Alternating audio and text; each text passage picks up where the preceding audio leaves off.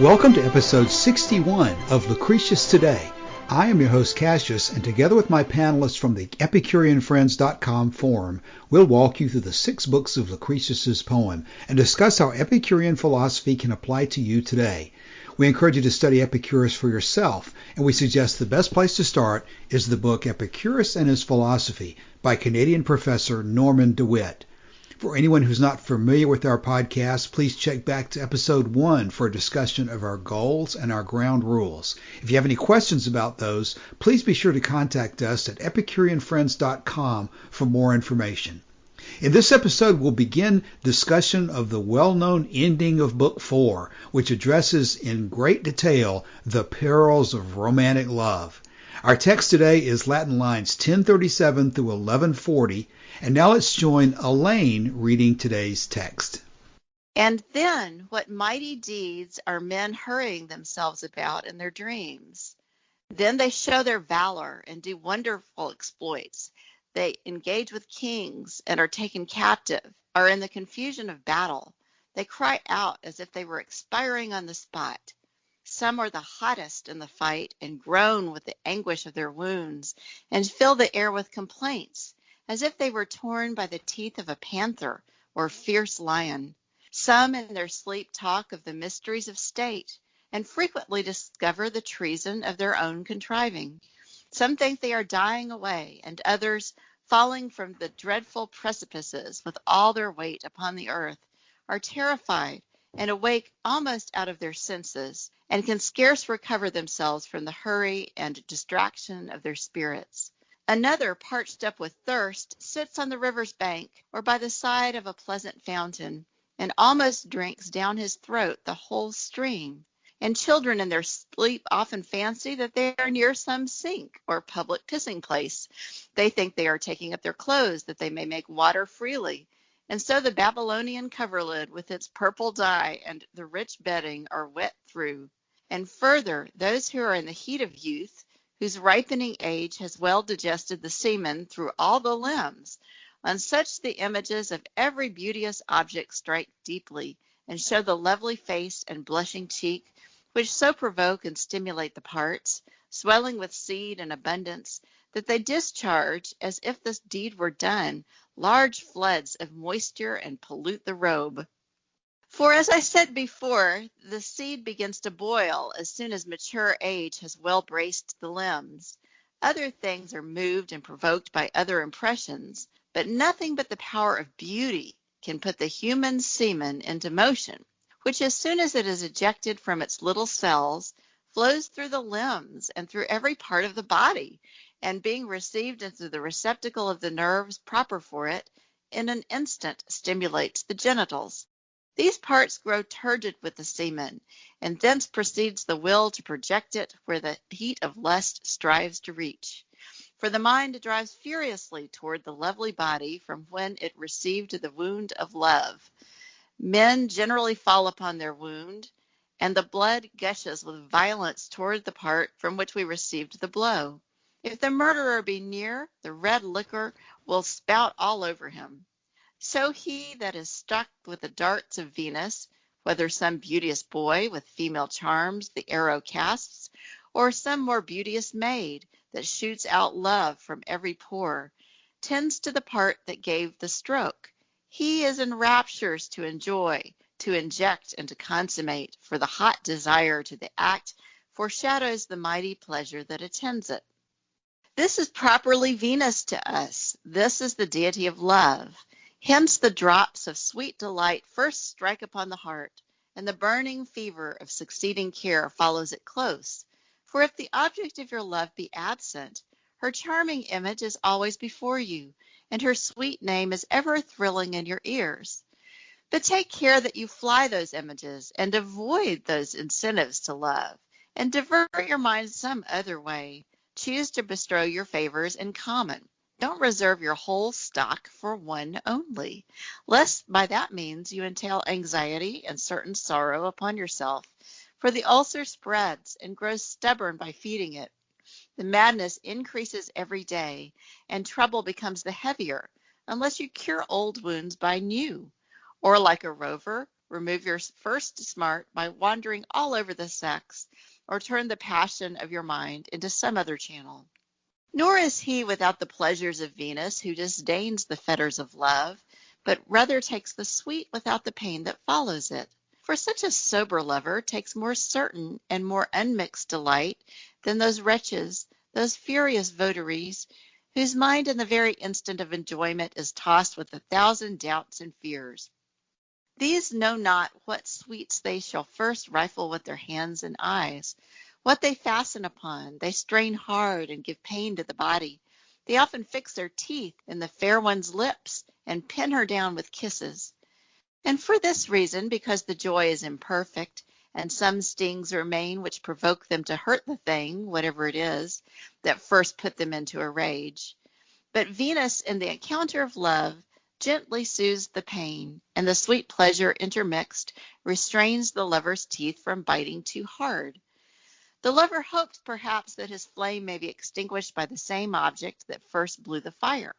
But experience shows the contrary of this, for this is the only thing which, the more we enjoy of it, our soul still burns with the eager desire of more. Meat and drink are taken down into the body, and because they fill up certain empty spaces, therefore the appetite of eating and drinking is easily satisfied. But from a lovely face and a fine complexion, the body can enjoy nothing but empty images and a fleeting hope scattered by every wind. As a thirsty man desires to drink in his sleep, and has no moisture to allay the heat within, but vainly catches at the images of rivers, and labors to no purpose, and is parched up while he fancies himself quaffing a full stream. So in the business of love, Venus deludes the lover with empty images, nor can he quench his desire by gazing upon the charming object, nor bring away anything from the tender limbs with his hands, as he wanders with wild excess all over the body of his mistress. Besides, when they sport in the flower of their age with their limbs mingled in the embrace, when their bodies feel the coming joy, and Venus is employed to sow the female soil, though they eagerly twine with amorous folds, and dart their humid tongues, and bite, and ardently receive each other's breath, 'tis all to no purpose, for they can carry nothing away from the parts they strain, nor can bodies pierce or be in bodies lost. For this they sometimes wish, for this they contend when they engage, so eagerly are they entangled in the nets of love, that their very limbs are dissolved in the excess of pleasure. Then when the collected lust has burst from the nerves, a cessation of the violent ardor ensues for a while. But the same rage soon returns, the same fury is renewed, and again they strive to touch the point, the end of their desires. They can find no device to subdue the pain they feel, and so they pine and languish by a secret wound. And then they waste their strength and perish by the labor they go through. And more, they lie under the power of another's will, while their fortune decays and their debts increase.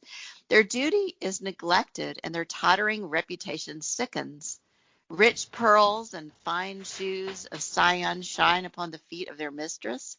The large emeralds with their green luster are set in gold, and the blue vest is daily stained, and continually in use drinks up the sweat of lust.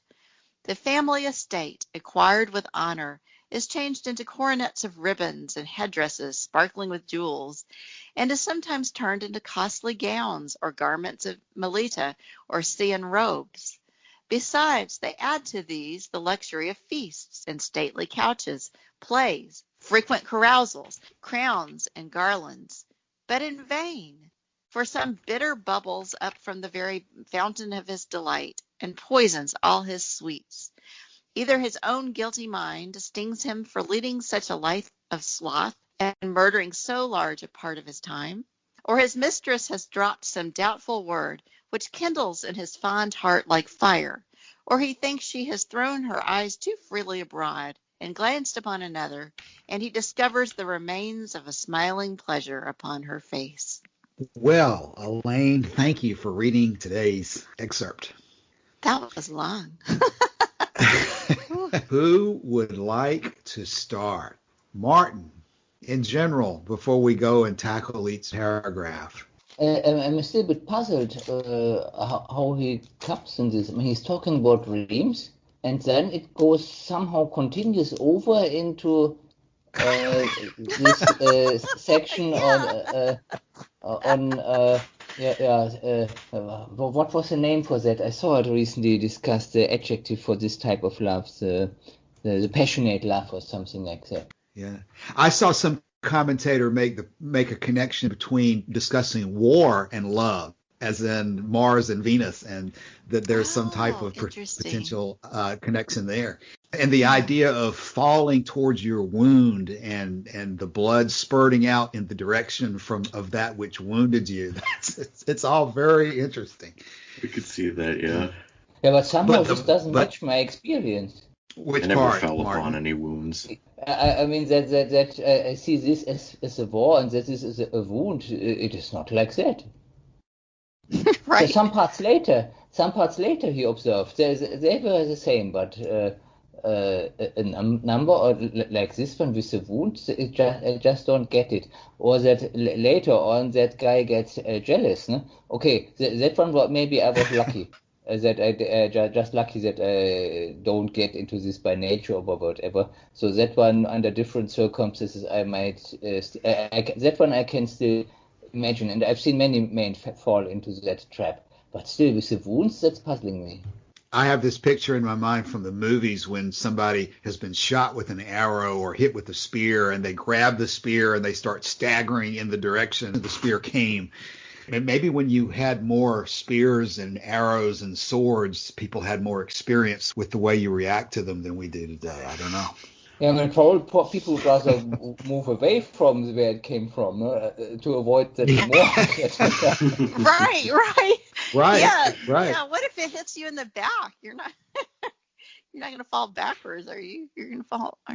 I don't know. I'm not a forensic person.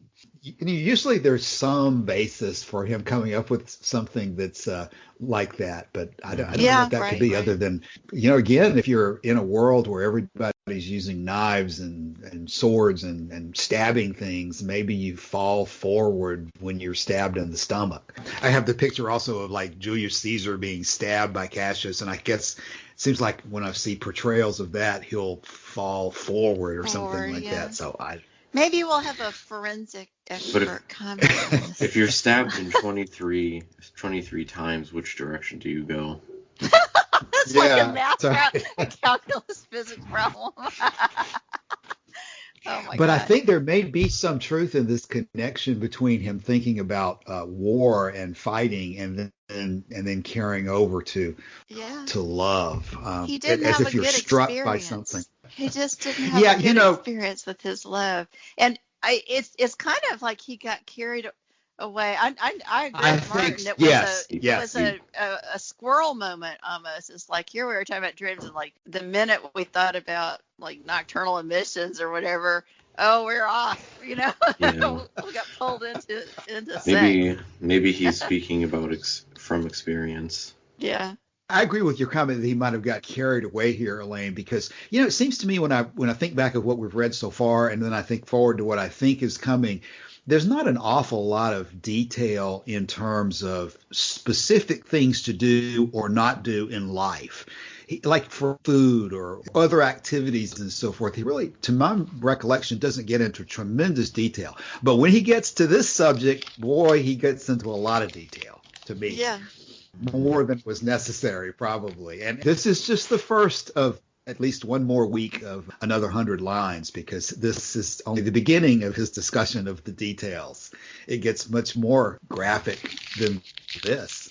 All right, cool. So. Well, why don't we go back to the beginning and try to take it piece by piece, because the first paragraph is sort of beginning of the transition and the dreams, as Martin pointed it out. And you do immediately turn over into bedwetting from your dreams. I was just going to mention that. It was a materialist explanation for bedwetting. Oh, and it's really, it's interesting to me. Of course, we know bedwetting is common developmentally. So, of course, it would have been happening back then. It's just funny. It's like, dadgummit, they wet the Babylonian coverlid with its purple dye. Damn kids thought it was a pissing place.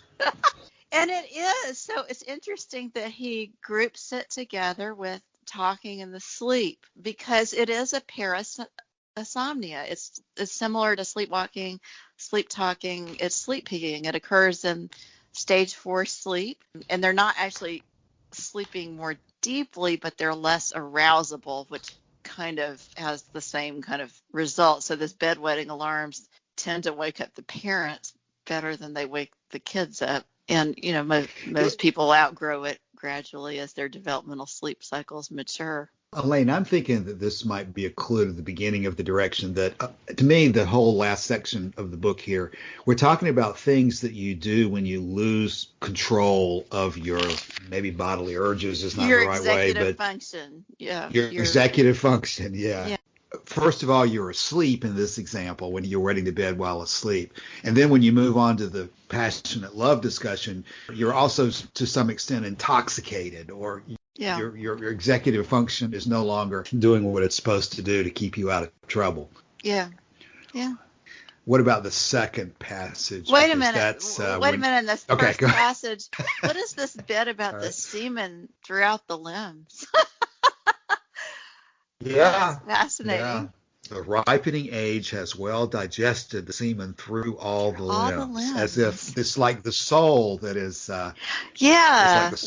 He uses limbs pretty interchangeably throughout this chapter or this book. So.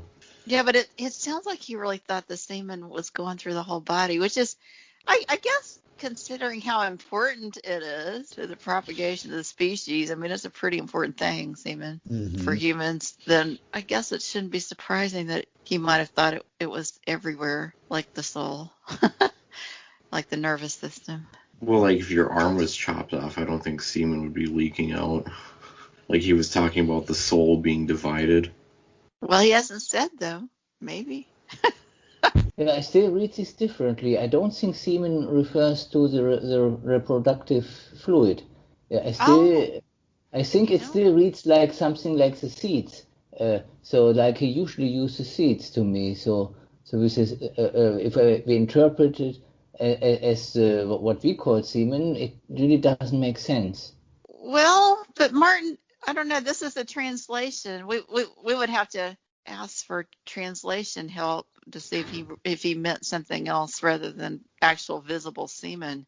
I don't know. Maybe one of our Greek people can help with that. But I can see what Martin's getting at, though, because the first sentence in the second paragraph, the later part of it, as soon as it is ejected from its little cells. He's talking about large floods of moisture. This looks more like sweat to me. So that they sweat in the dream because of this useful heat. Because the semen which comes out is just a teaspoonful. That's not more. So that doesn't. But there is a large flood. Look in the second part, when it stimulates the genitals, these parts grow turgid with the semen, and thence proceeds the will to project it where the heat of lust strives to reach. So he is talking about semen. So that means he is actually talking about an ejaculation during dreaming. Yeah, like a nocturnal emission. I mean, it could be read like that, yes. But some parts of it just don't fit it. So like these large floods of moisture don't match, and also that it goes through all the limbs, so that just doesn't make sense. Well, I don't know if there's a little bit of poetic hyperbole there. And maybe we'd have to look at the other translations, but when he says these parts grow turgid, he's clearly referring to genitalia there. Yeah, and with the semen and projecting it, it sounds like an ejaculation. But nothing that anybody's saying, I don't think, would rule out him thinking the possibility that this liquid could be circulating throughout the entire body and not just the genitalia. And I think that's what he's saying. I don't think I would. I would try to explain that one away because it's an important thing. I think so you might think that an important thing would go through your whole body. Mm-hmm. Mm-hmm. Well, I mean, it's not much. It still doesn't make sense to go everywhere and to be caught like floods. So I would like to point out that in the second section, nothing but the power of beauty can put the human semen into motion. So that's not true. So it turns out there are a small but significant percentage of people who are sexually stimulated by things that most of us would not consider beautiful. Some people are sexually stimulated by, being peed on or by being injured. So it's like the opposite of things that would be considered beautiful. And they're not considering it necessarily beautiful, if I understand correctly, but it triggers endorphins and, the response to the pain, just like a runner's high, I think would be probably similar. From man stirs the human seed, which Bailey said, well, that's not true. Some people are, have bestiality, they're stimulated by animals. That's in Bailey, the second paragraph. Yeah, very same place. Where in the second section he says, from man, only the influence of man stirs human seed. But now, see, I'm thinking, if I'm reading correctly, that Martin Ferguson Smith is saying different things are moved and stimulated by different causes, and human seed can be elicited from the human body only by the influence of a human being. Okay, that is pretty much the same. Right. Yeah, that's not true. Well, that's not the beauty. It's so there's two beauty. things going on here. It's not beauty, but there are people who are sexually aroused by bridges. I think I've heard of that. And I'm not bridges. Laughing at it. Yes, I'm not going to laugh. I'm sorry. At it because people are different. I just have never heard that before. Right. Yeah, it sounds like Lucretius, Epicurus had not found out of it. But was it happening back then? I bet. I don't know the exact name for it, but just typically like not specifically bridges, but just like manufactured things or things that are constructed. Yeah. Or just taking baths in noodles. That was also one guy who could only come on that. Could only what? Yeah, to take baths in a tub of noodles. Okay, yeah. So there's all sort of fetishes like that. Yeah. Noodles. Yes. Yeah. All right. This could easily this discussion could easily go the wrong direction if we go into details of weird things. So let's try to cut it out as much as you like. I would leave it in. I would leave it in. It's interesting. So much. Oh yeah. I intend to leave it in too. You can put it just a content warning in the beginning that this is not safe for work. And say it's rated X or whatever. I don't know. No, we haven't 17 or NSFW. Yeah. But I do think that the first thing both of the things Elaine pointed out are interesting. Certainly the beauty part is interesting because that does not appear to be the right translation. It's interesting. And then the second piece about human and human would also be of clinical interest anyway. Okay. I don't know if it's philosophically of interesting or not. I wonder what stalling says. Where are we? Do you have it, Charles? I do, but I'd have to look for it. All right. Well, the second part of that second paragraph is what we discussed earlier about falling towards the wound, which we apparently don't have personal experience to document ourselves. But I think what he's doing there is using that as a transition because he's now going to then discuss receiving the dart of Venus and that we're going to fall towards he who wounds us or she who wounds us. Charles, I found the section in stalling. It just says, for different things are stimulated each a different way. To stir up human seed from man requires human sway. So basically the same as what Bailey is saying. Mm-hmm. Yeah. This is a very poetic section, so it would be good to include some parts of Stallings in this, I think. If we are ready to go to the next passage, this next sentence has always been a little bit interesting to me. This pleasure is Venus for us. From it comes Cupid, our name for love. From it, first of all, that drop of Venus's sweetness has trickled into our heart, and chilly care has followed after. But equating this pleasure is Venus for us has always struck me as being an interesting phrase. Anybody have a comment on what that means? Why should this particular pleasurable activity be called Venus? I mean, because initially when he introduces the whole book, Venus we took to be pleasure.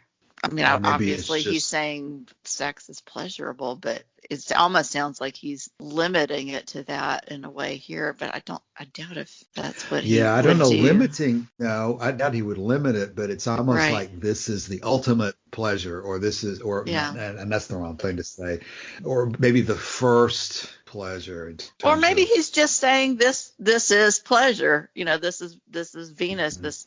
It's not bad. It's pleasure. It's a good thing, because it just follows him saying the mighty pleasure that attends it. And this is Venus. So he's endorsing sex as pleasurable. Maybe that's all it is. Martin Ferguson Smith says, this is what we call Venus. This is also what gives us our name for love.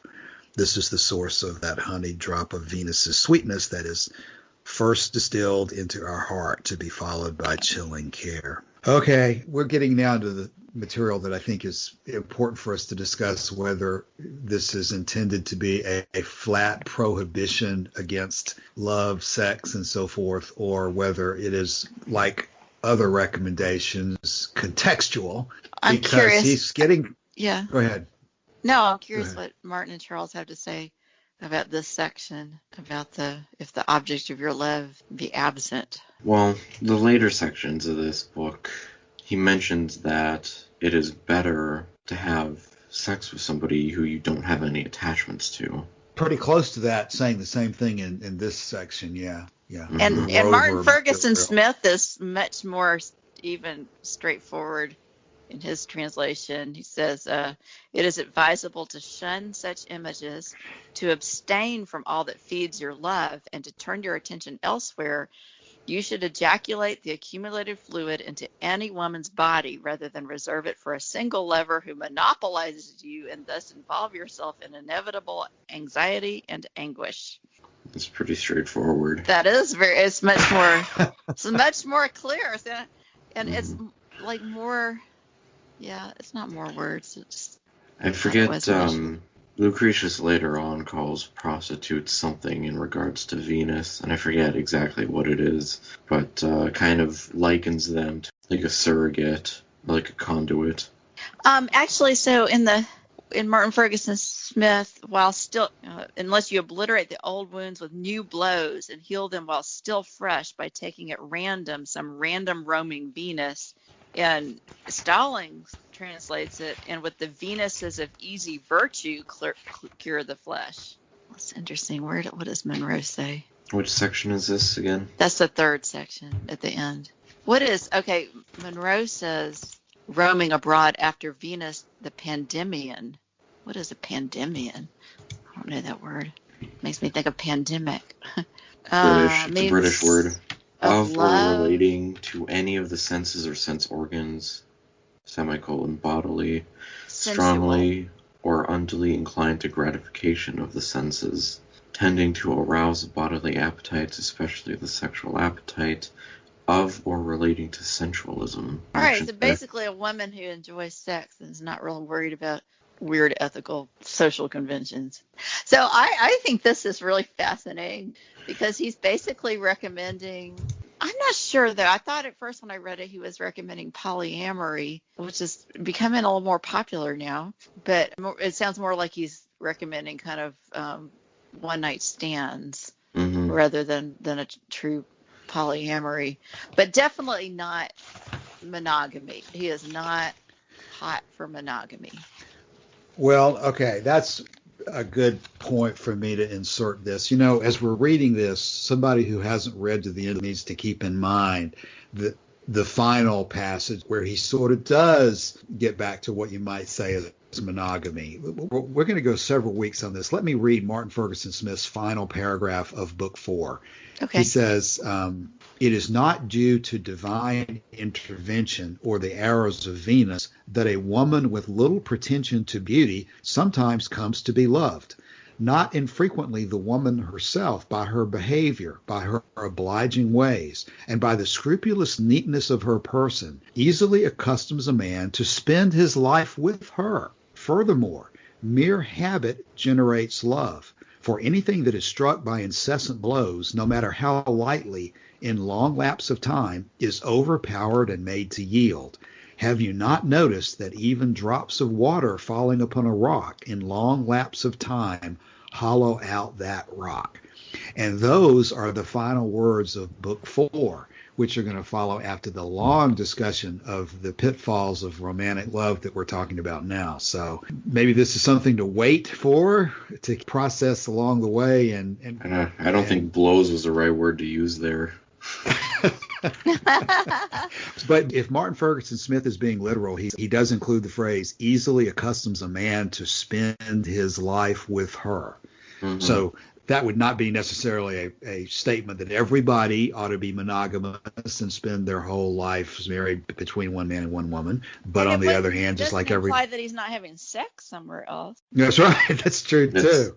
You could make a very strong argument that you could spend your life with a very homely woman like that, but also find the wandering Venuses.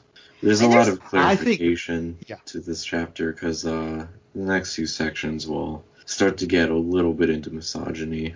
There's some decent evidence that humans are not evolutionarily likely to really be monogamous, and that that it's more of a social thing than really something that's normal for us.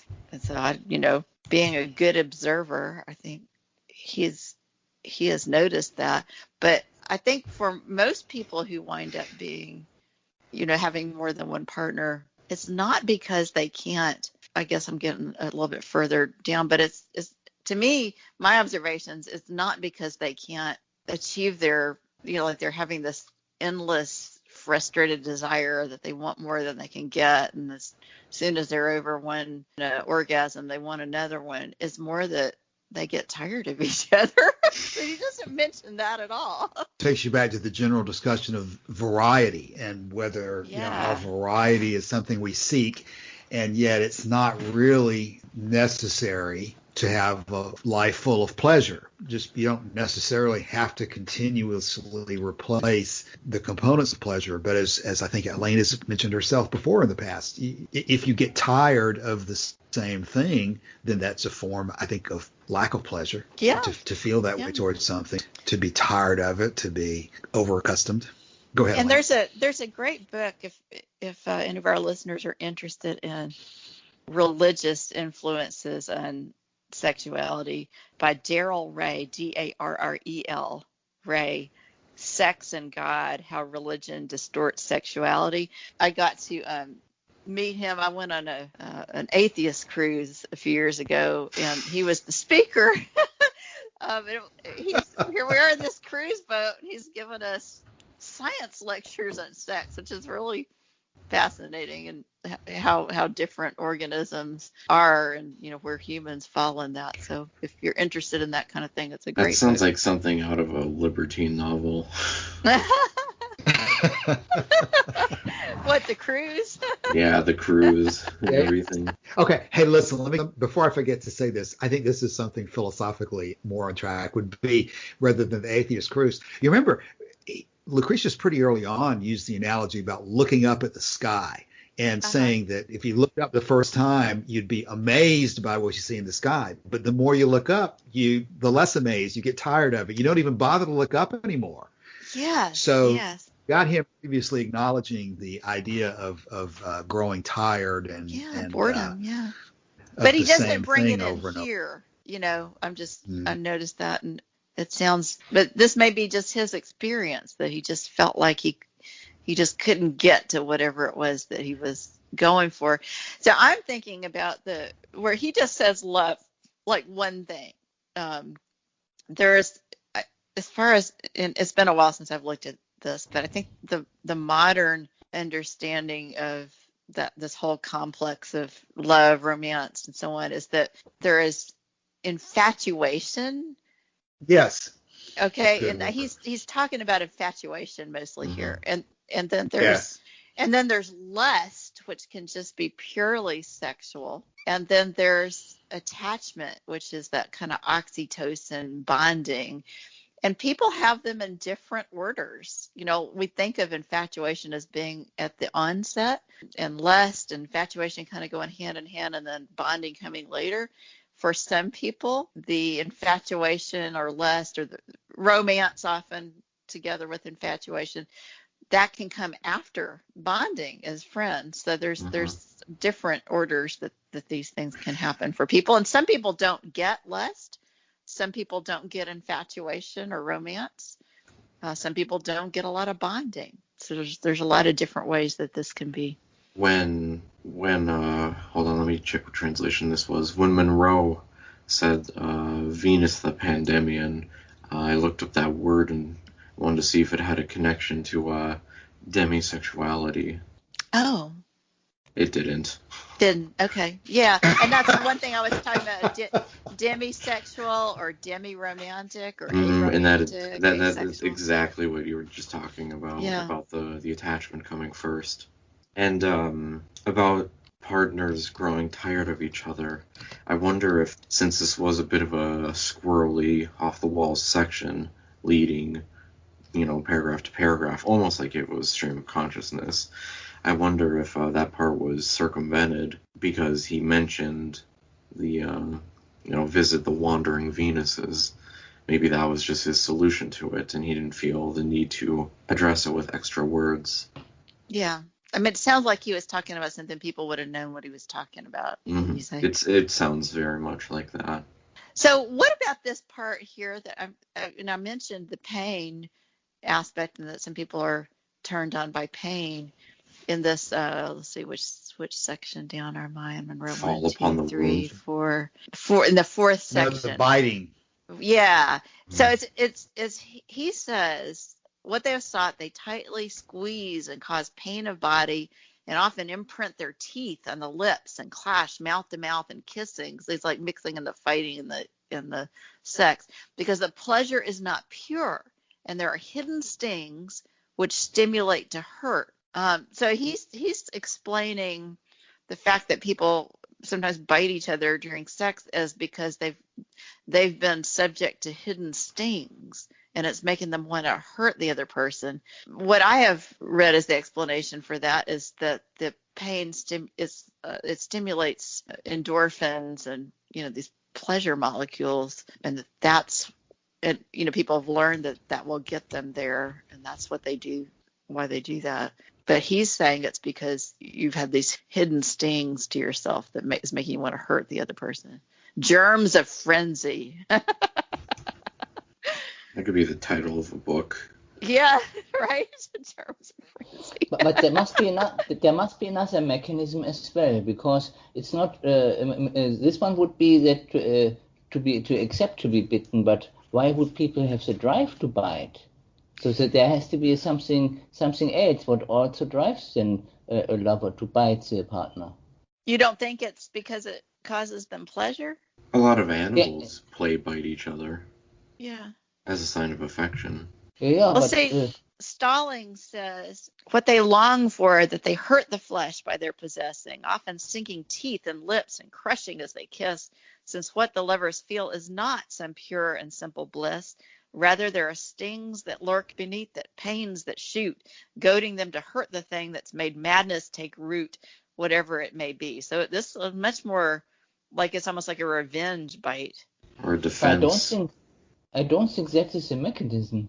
So I still didn't recognize anything what would fit there. With reality, I don't either. I think people do it because it creates pleasure, not because they're mad.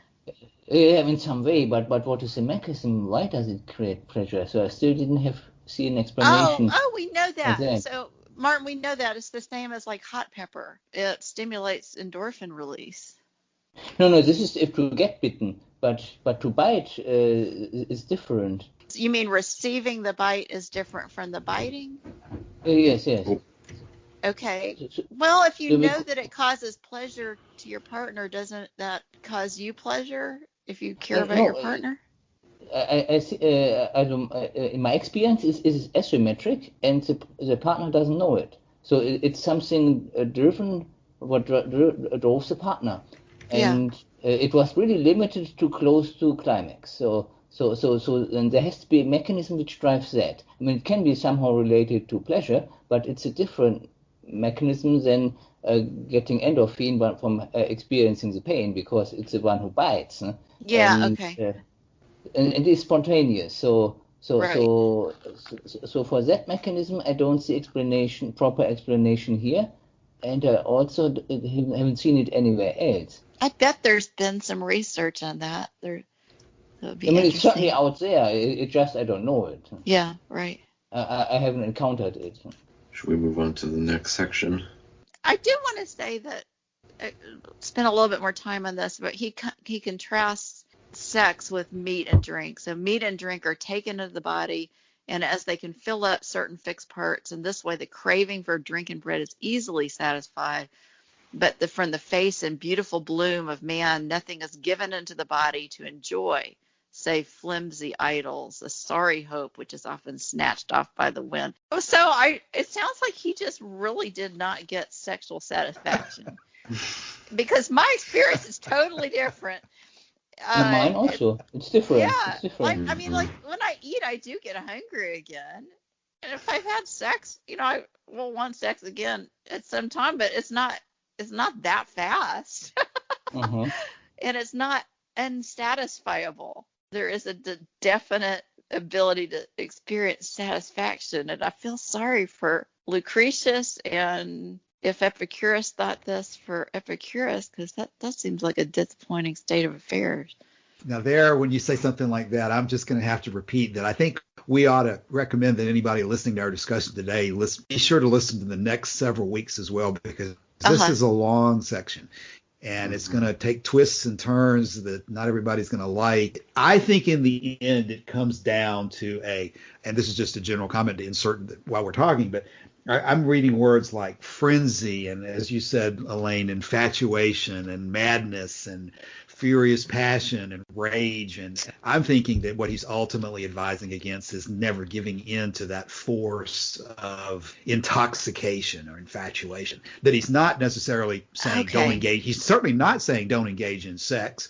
He's going to say at the end that you can even spend your whole life with another person. I think he's ultimately advising the fact that when you're intoxicated, you're going to get burned. You're going to have a hangover. You're going to have a lot of pain that comes from being extremely intoxicated. And obviously, I think most of us would probably testify that romantic relationships are some of the most dangerous things that we can engage in life. They can lead to tremendous pain if they're not handled properly. Yeah. Yeah, so I agree. And I see what you're saying, try Cassius. to summarize. I'm glad you said that. Yeah. Because Elaine, my theory. Go ahead. Oh, go ahead. No. I'll just say this: as Charles has indicated, in the following sections, much of it is devoted to sort of how to prevent yourself from getting overly attached to somebody. He's saying, think about X, Y, and Z, and if you think about these things, then you won't be so intoxicated. So anyway, go ahead, Elaine.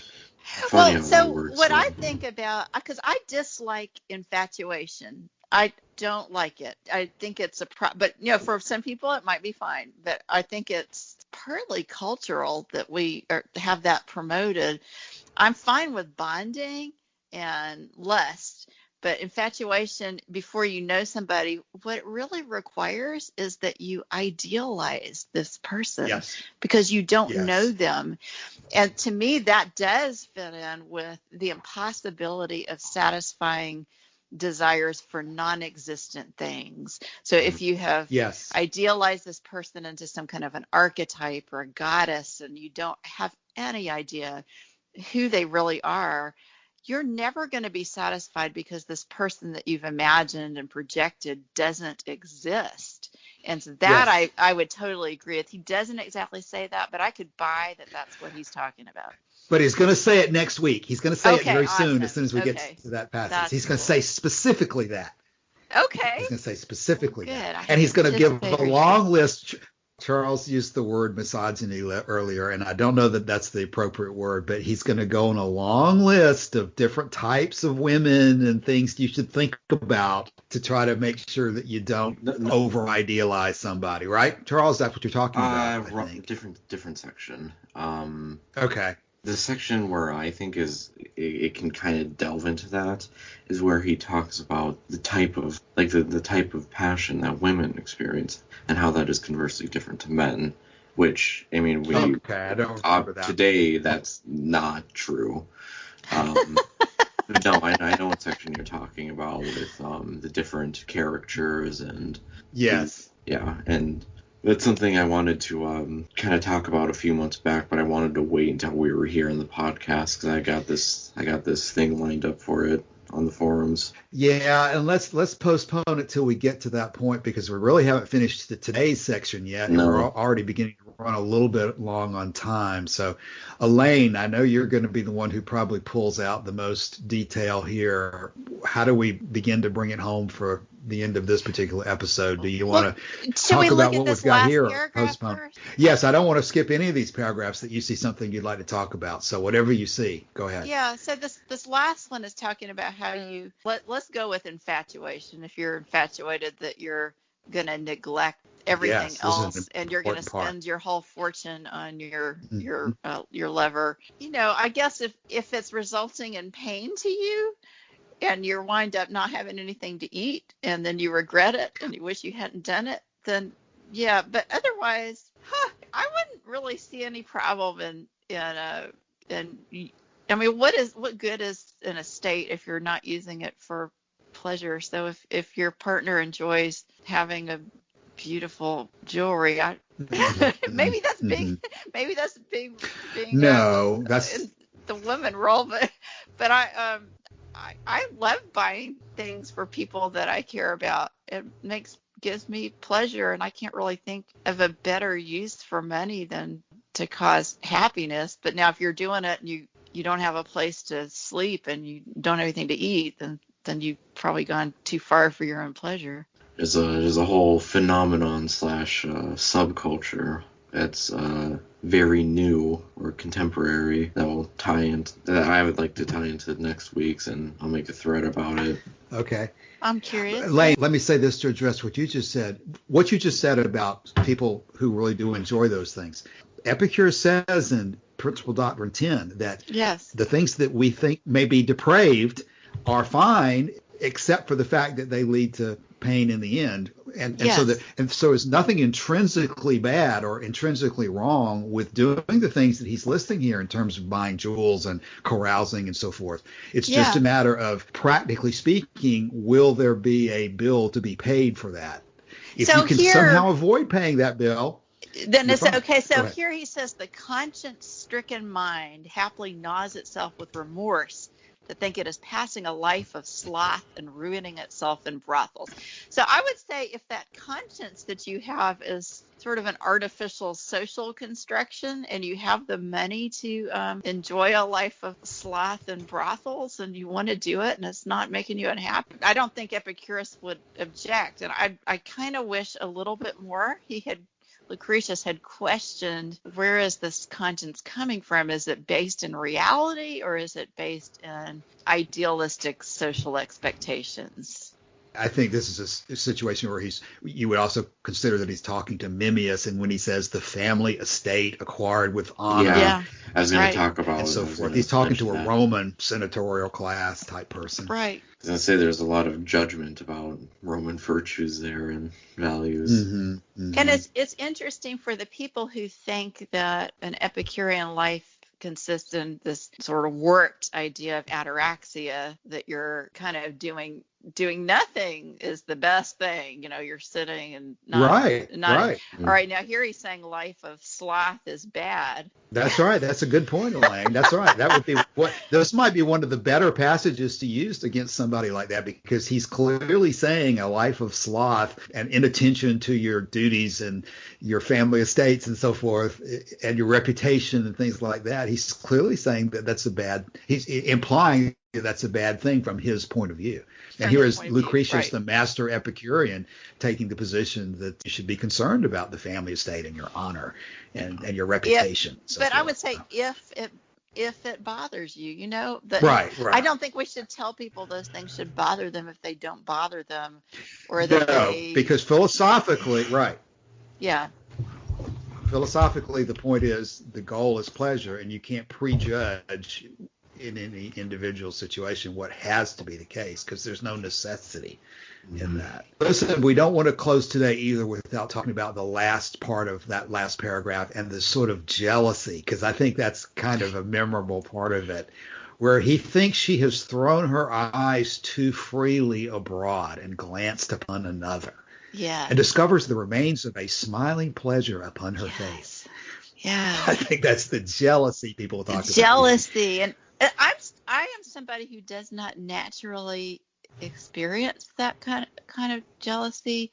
It sounds miserable, and this is something that polyamory is a cure for. You set it up so that you don't have that kind of problem, or various kinds of open relationships. I'm too lazy to go around to brothels. Really, my sloth doesn't include brothel. If you're going to be really a sloth, you just gotta. That's too much work. But I jealousy it sounds just awful. I don't recommend it either. But it is a very, very common emotion among many people, right, Charles? Yes, I've personally experienced the downsides of an open relationship, and I do not recommend it after that.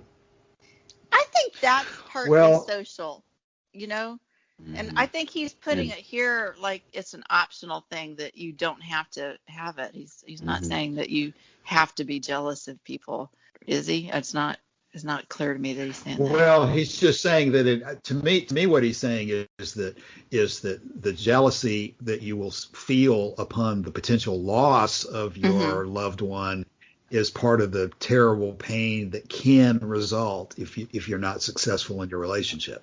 You think it would be too much of a stretch to say that it's connected to infatuation and that you're not going to get that if you think it's a stretch, Charles? Or yeah. Oh, wait. No, I meant the opposite. It's the not opposite. A stretch. Yeah, because so he has been talking about infatuation. So if you try to rein in the infatuation part, maybe the jealousy would be connected to that. And maybe that's why I don't really have a problem with it myself. Or jealousy because you want more. Yeah. In my experience, certainly doesn't speak for everyone, but. But what? I'll leave Charles? it at that.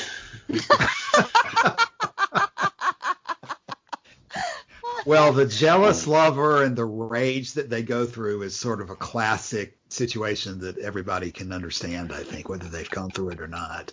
Yeah. It's a common illusion in life. Yeah. It looks miserable. Empathetically, I can feel the thing that they're feeling, and I feel bad for them that they're having that.